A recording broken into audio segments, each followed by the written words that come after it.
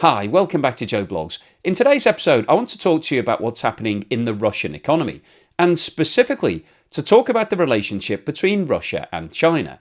Now, if you follow the channel, you'll be fully aware that China is now Russia's largest trading partner. It's selling around 50% of all of the oil that it's exporting directly to China at a discount. And in fact, it's sending more than 1/3 of all of its exports to China. And it's sourcing over 1/3 of all of the things that it buys from China. So this relationship has become symbiotic from Russia's point of view. But from China's point of view, Russia remains a small trading partner. Less than 5% of China's exports and imports go to and from Russia. So this is lost in the roundings if you're looking at it from an economic point of view. And there is an argument to say that the only reason why China has increased the level of trade that it's doing with Russia is because Russia is offering it the best deals in the market. The cheapest source of oil and natural gas from China's point of view is from Russia. So this is a very handy relationship from the Chinese perspective. And one of the questions that I want to investigate in today's video is whether or not there's longevity in this relationship from China's point of view, whether or not China is investing into Russia through its Belt and Road Initiative. Now, you might be sitting there thinking, hang on a minute, the Belt and Road Initiative is for third world countries. It isn't for countries like Russia. And you'll probably be very surprised to hear that Russia is actually the number one country that China's been investing into through its Belt and Road Initiative. However, since the war in Ukraine started, the amount of investment that China has been putting into Russia has fallen significantly. And there are now question marks over whether or not China wants to be a long-term partner of Russia. So in today's video, we'll start off by having a look at the Belt and Road Initiative. We'll look at the reasons why China was interested in investing in Russia, what the drivers are, what it's trying to achieve by making those investments. We'll then zoom in and have a look at how much it's actually invested into Russia and how it compares to the other countries that China has been investing into. We'll then have a look at what's been happening to the Chinese investment over the past few years since Russia has invaded Ukraine. And then we'll talk about the reasons why China is now cautious about making future investments into Russia. And there are multiple different factors that are influencing their decision. And then finally today, I'll wrap up with my summary as to what I think is likely to happen in terms of the relationship between China and Russia over the course of the next few years and what the implications of this will be for the Russian economy. Now, before we go on any further today, I want to talk to you about today's sponsor, NordVPN, who are offering Joe Blogs viewers an exclusive deal that you can access by clicking in the link below. If you follow the channel, you'll be aware that I personally have been a victim of cybercrime. This channel was taken over by crypto criminals. And if you want to avoid the same thing happening to you, you need to use NordVPN. By using NordVPN, every time you log on, you'll be protected from all sorts of criminal activity. And don't override it like I did and expose yourself to a hacking incident. Now, whenever I go online, I'm always looking for articles all around the world. And sometimes I'm geo-blocked from those sites. I'm not in the right country. However, by using NordVPN, you'll be able to access data, information, TV shows, movies, and sports matches that are not available in your location. And the great news is that NordVPN is offering Joe Blogs viewers an exclusive deal, which you can access by clicking in the link below. And the great news is that it offers a 30-day money-back guarantee. So if you're not happy, you can get your money back within the first 30 days. This chart shows the sector breakdown of China's Belt and Road Initiative investments dating back to the start of the initiative in 2013. And what this chart shows is that the main drivers of the Belt and Road Initiative are energy, raw materials, and infrastructure. If we start off by looking at the situation back in 2013, you can see that the orange section, which shows investment directly into energy projects, was by far the largest sector that China was investing into, followed by metals and mining, and not surprisingly, real estate, because if you've been following the channel, you'll know that real estate has been a huge growth market in China over the past 10 to 15 years. Now, if we look at what's happened over the past 10 years, you can see that energy projects have remained a key part of the investment strategy. And this is basically where China are going overseas and building things like power stations in various countries. And one of the reasons why China is doing that is firstly that it's looking to try to develop infrastructure in the countries that it's investing into. But also, those energy projects will generate long-term profits. If you're building a power station, people need to pay for that power, therefore the companies that own them will make profit, and China can benefit from long-term dividends from that investment. Now, interestingly, if we look at the breakdown of investment since 2018, you can see that metals and mining has become a major part of the investment strategy. And the main driver for that is that China wants to keep its supply of raw materials being fed. So it wants to invest in metal and mining opportunities in other countries so that it can extract those raw materials and then export them back to China. The other main area of growth that was seen in 2018 was transport. And once again, transport is a really vital part of the infrastructure of any country, and it generates profit. So again, long-term profits can be sent back to China if you set up things that need to be paid for. Now, interestingly, if we look at the split of investments in 2023, you can actually see that the largest growth sector by far has been technology. So China is now looking to tap into technology businesses overseas. And the reason for this is that China wants to maintain its position at the cutting edge of technology, and therefore by investing into companies overseas, it means that it's able to tap into overseas technology and intellectual property. Now, one of the other ways that the Chinese economy benefits from the Belt and Road Initiative is through construction. And this is basically the cost of constructing all of those projects that it's investing into in different countries. And the way that the Chinese economy benefits from this is that under the contracts that are provided, the Chinese state demands that Chinese businesses will actually build that infrastructure. So companies from China are given the contract. They then send over tens of thousands of Chinese workers who are located in the country, and they're all paid to build that project. And what this does is guarantee that the money that China is investing into different countries actually finds its way back to China, because if it signs a construction project worth $1 billion and then signs the deal with Chinese construction businesses for $1 billion worth of contract, then obviously that money is circular. It comes out of China, is paid into the company that's set up in the overseas business, and then that company hires the Chinese business to build everything, and therefore the $1 billion finds its way straight back to the Chinese economy. And what this chart shows is that over the past 10 years, there's been a very close correlation in the amount that China is investing overseas and the amount that's being paid for the construction of these projects. And this is particularly true for the energy and transport investments. There hasn't been such a big increase in metals and mining because that isn't a core competency of China, nor has there been a huge increase in the amount of construction in technology because it isn't a construction business. You're investing into IP and technology rather than actually constructing things. And this chart shows a breakdown of where the investments through the Belt and Road Initiative have gone in terms of developed and developing economies. And I think what's surprising here is that developed countries, including Russia, have received investments of around $1.5 trillion. When you think of the Belt and Road Initiative, your initial impression is that China is going to underdeveloped countries to help them build their infrastructure. But that obviously isn't the situation. China is just looking to find the best deals for itself to make sure that it can get, firstly, a return on that investment, and secondly, that it can benefit through the construction of whatever's being built. This chart shows the top 10 countries that China has invested into through the Belt and Road Initiative. And what this shows is that Russia has been the biggest single recipient, having received around $300 billion worth of investment into more than 100 projects. The scale on the left-hand side of this chart goes from 0 to 350 billion, and the scale on the right-hand side, which relates to the black line chart, shows the number of investments in each country.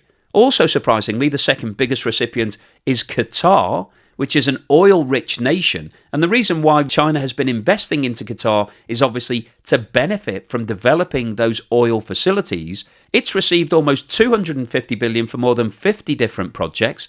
Malaysia is the third biggest recipient, having received around $150 billion for 50 projects. Egypt is number 4 on the list, having received around $100 billion for around 200 projects. Turkey comes in a close 5th, having received $100 billion for around 30 projects. India is number 6 on the list, having received around $75 billion for 100 projects. Pakistan is number 7 with a similar investment profile to India. Saudi Arabia, which again is another oil-rich nation, is number 8 on the list, having received $75 billion worth of investment for more than 100 projects. The United Arab Emirates, which is also an oil-rich nation, has received around $60 billion worth of investment for 40 projects. And Nigeria, another oil-rich nation, is number 10 on the list.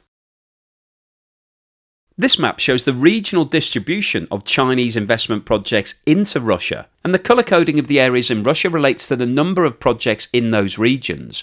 And what you can see is that the vast majority of the investments that China has been making are in regions that are relatively close to China. And one of the reasons for that is that China wants to benefit from whatever it's investing into. So if the infrastructure itself is a power station and some of that power can actually be supplied directly into China, then China will look into those arrangements. If the project relates to the extraction of raw materials which can be exported to China, then China will want to benefit from those exports. So China has a vested interest in investing into projects that could potentially have a benefit for the Chinese economy. This chart shows the announcement of Chinese investment projects into Russia dating back to 2014. We've got two different bars here. We've got the blue bars, which show intergovernmental Russian-Chinese Commission investment cooperation opportunities.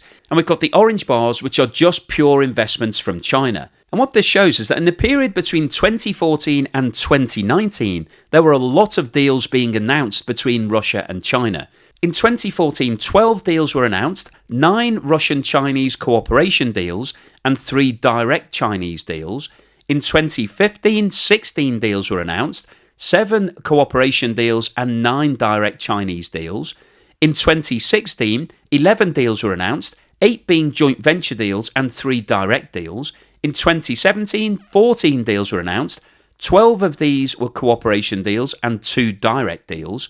In 2018, 7 deals were announced, 5 of which were cooperation and 2 were direct investments. And in 2019, 14 deals were announced, 11 of which were cooperation deals and 3 were direct deals. Now, if we look at what's happened over the past 4 years, there are 2 things to note here. Firstly, there has been a huge reduction in the number of deals announced. And secondly, the number of direct deals that China are making has disappeared. In 2020, only 3 deals were announced, 2 cooperation deals and 1 direct deal. In 2021, which was the year before Russia invaded Ukraine, only 4 deals were announced, 3 cooperation deals and 1 direct deal. In 2022, which was when the war in Ukraine started, no deals were announced.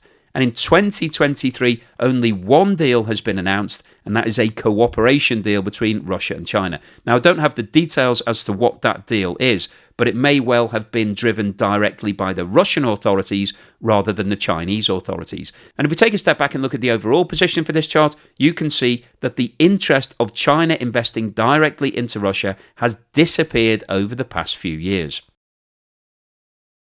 So why is China now pulling back from its investments into Russia? Why doesn't it want to continue investing into energy infrastructure like it's doing in many other countries around the world? Well, I think there are multiple reasons for this. When you look at the Belt and Road Initiative, quite often China is dealing with countries that are financially in difficulty. They're either on the verge of bankruptcy or they just don't have any cash whatsoever to be able to invest into infrastructure. And this represents a good opportunity from China's point of view for a number of reasons. Firstly, it's a good investment opportunity because they usually retain a controlling stake in the infrastructure that they're building. So whether that be a power station or an airport or a railway system, something like that, that's going to generate some money. And that money can then be used to pay down the debt that China has put into those companies, because whenever it invests through the Belt and Road Initiative, it does so as debt. So those companies have to repay China. So they're going to make some money from that debt arrangement. But they also get involved in the profit sharing. So if that facility becomes a success and it's making a profit, then that's going to pay dividends to China for the rest of its lifetime. So one of the primary reasons why China is investing through the Belt and Road Initiative is to make a profit, to benefit its own economy. But one of the other ways that the Belt and Road Initiative benefits Chinese companies is that in most situations,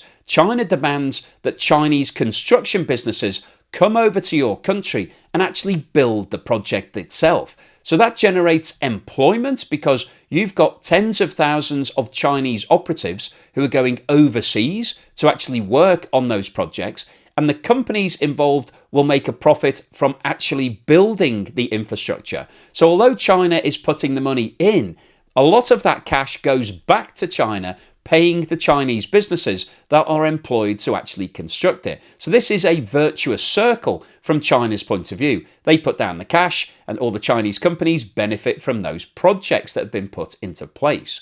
So that helps the Chinese economy in a secondary way. But the other thing that China is also interested in is what happens in a worst case scenario. If that country runs out of cash and can't continue to make the debt repayments, then China has the option of actually calling in its security and taking over control of that asset. And that's what happened in Sri Lanka, a Hambantota port, where Sri Lanka couldn't afford to keep the debt repayments up.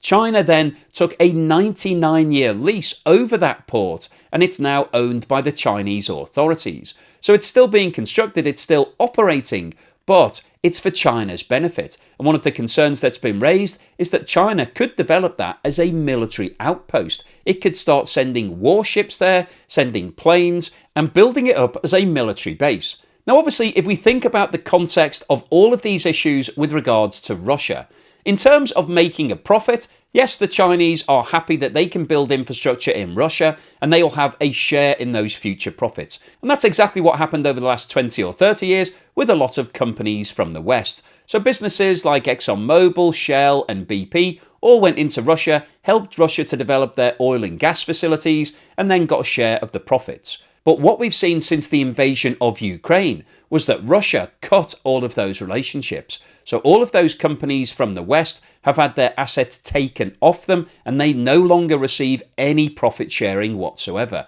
And this will have raised alarm bells in China because when they see what's happened to those investments, they know that their investments could go down exactly the same road. If a conflict arose between Russia and China, or in fact, if they just fell out politically, Russia could pass new laws that say we now own 100% of this infrastructure and Chinese investment businesses will not receive anything going forward. And from China's point of view, that's obviously a major risk, and they won't want to continue investing into Russia in case that happens. But it's not just the fact that Russia could cut them off. In terms of if Russia decides not to continue with the debt repayments whilst these things are being constructed, in other situations, China would go in and seize those assets and call them for themselves. However, that is very unlikely to happen in Russia. President Putin is not going to let Chinese companies come in and take control of key energy infrastructure. Simply won't happen. So from China's point of view, they don't have the same sort of security rights in Russia as they have for the rest of the world, because the bankrupt countries need China to keep investing. They need that money to keep coming in, and so they will let China come in and take control. That isn't going to happen under President Putin's watch. So from China's point of view, Russia is less attractive now as an investment opportunity. But the final factor that really is weighing heavily on Chinese businesses are the sanctions. Sanctions have been applied against a lot of energy businesses in Russia. They've been identified as being involved in the war effort in some shape or form. And by being involved in those projects and dealing with the Russian energy businesses, Chinese companies are now running the risk of being hit with secondary sanctions. And secondary sanctions are basically the sanctions that are applied against the Russian businesses being applied directly against any company that's found to be continuing to deal with the Russian businesses. And if Chinese companies were hit with secondary sanctions, that could cause them major problems because, as we've said, over 95% of trade is done with the rest of the world. And so doesn't want to run the risk of losing all of that business just because it's investing into Russia. And that's now a major factor for these Chinese companies and is one of the reasons why the level of investment from China to Russia has fallen dramatically. So what's the summary and conclusion today? Well, I wanted to post this video because I think the relationship between Russia and China is going to be absolutely critical to the success of the Russian economy over the long term, because Russia has now turned its back on the West as a result of its invasion of Ukraine. The sanctions that are being applied against Russia are now mounting, and these are causing major problems in the Russian economy. So it needs its largest trading partner to continue buying large quantities of all of the fossil fuels in order to keep its revenue coming in. So it's critical that Russia maintains a good relationship with China. But as I identified right at the start of today's video, it's not so critical for China to maintain a strong relationship with Russia, because Russia accounts for less than 5% of total Chinese trading. And the main reason why the relationship has blossomed over the last couple of years is because of price. China is able to buy cheap oil and cheap natural gas from Russia, and because Russia is so desperate to get all of those products shipped over to China, it's prepared to agree pricing that it wouldn't agree with other nations. So this is a fantastic deal from China's point of view. But what I wanted to investigate in today's video is whether or not China sees Russia as a long-term partner, a country that it wants to invest into. And as we saw from the data earlier in the video, surprisingly, Russia has actually been the biggest recipient of investments through the Belt and Road Initiative since it started back in 2013. Over $300 billion has been invested into more than 100 different projects in Russia. And I think that is quite a surprise to everybody, because I think you assume that the countries that China is going to and making these deals are countries that simply don't have any capital and need China to come in and help them construct things. Now, Russia isn't automatically a country that you would have put into that bucket. You would think that Russia over the past 20 years would have had plenty of capital to build its own infrastructure, but clearly it hasn't. And this is one of the reasons why I'm making these videos, because it's very easy when you see headlines in mainstream media to assume that Russia is doing very well. And over the last 20 years, I don't think anybody would have expected that they needed Chinese help to build energy infrastructure. But obviously that's what's been happening. And with a total investment amount of around $300 billion, it's estimated that in the early stages of the Belt and Road Initiative, China was investing $40 or $50 billion per year into those projects. However, as we saw from the latest data, over the past few years since Russia's invasion of Ukraine, that investment has dried up. China isn't as interested in building those projects as it was 6 or 7 years ago. And there are multiple reasons for that. Firstly, Russia is now facing a huge raft of sanctions, and this makes it very challenging from Chinese companies' perspectives to continue building in Russia, because they have to check whether or not any of the companies that they are dealing with have been sanctioned. And if they have, then the Chinese businesses and the Chinese investment vehicles that are investing into those projects run the risk of facing secondary sanctions. And that would be a big problem from China's point of view, because, as we've said, 95% of China's business is being done with the rest of the world. So they don't want to run the risk of being hit with sanctions and losing 10 or 15 or 20% of its global trading as a result of investing directly into Russia. And this is another good example of how the sanctions are causing multiple problems for Russia.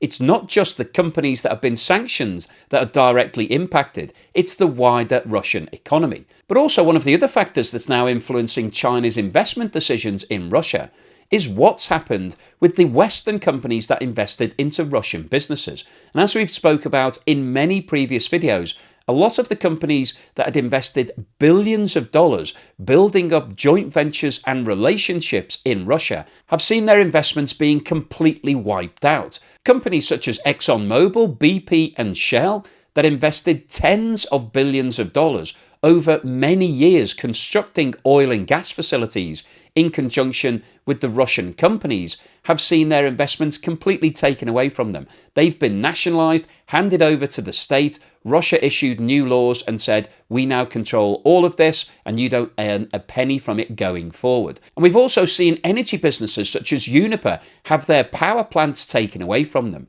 So there is a real risk from China's point of view that if it does invest tens of billions of dollars into more infrastructure, that at some point in the future, if the relationship between Russia and China breaks down, that the Russian authorities could turn around and say, thank you very much for all of your time and effort and money. We're now keeping 100% of this. And that is a major factor when China is looking at whether it wants to invest into a country. What we've seen in other situations, such as Hambantota Port in Sri Lanka, where the Sri Lankan authorities couldn't keep up the debt repayments, China actually stepped in and took a 99-year lease over that port. And that sort of situation whereby China could call in its debt and try to enforce on the security it has over the land and buildings is something that's raising concerns in other countries around the world. The so-called debt trap, whereby China offers to help out, it provides the money under a debt arrangement, and then when the country can't continue the debt repayments, China steps in and takes over ownership and control of those assets. Now, from Russia's point of view, I don't think that President Putin would allow that to happen. So that makes those investments into Russia less attractive from China's point of view, because in a worst case scenario, if Russia turns around and says we can't afford to continue paying your debt payments, what is China going to do? Are they seriously going to send people into Russia to try and seize control of those assets?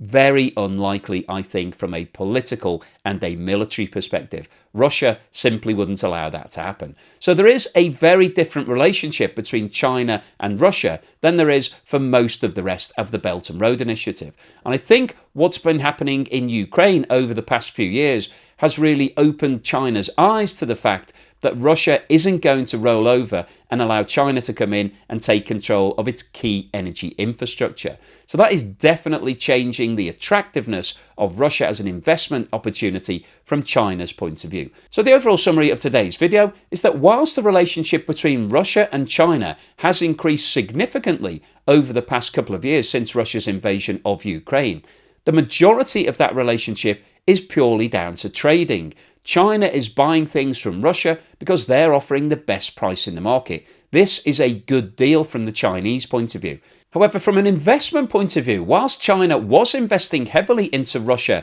in the early part of the Belt and Road Initiative, what we've seen over the past couple of years is a huge reduction in the amount of that investment, and it now looks like China is stepping back from those arrangements. It's no longer interested in investing huge quantities of cash directly into Russian infrastructure, and as a result of that, Russia is going to struggle to continue growing its infrastructure because it doesn't have its own capital to do that, and the number of overseas investors are very limited. And over the long term, the loss of that investment is going to hurt the Russian economy because its infrastructure won't be sufficient to continue growing. And whilst the relationship between Russia and China continues to be strong on a trading perspective, the lack of investment could have serious long-term implications for the Russian economy.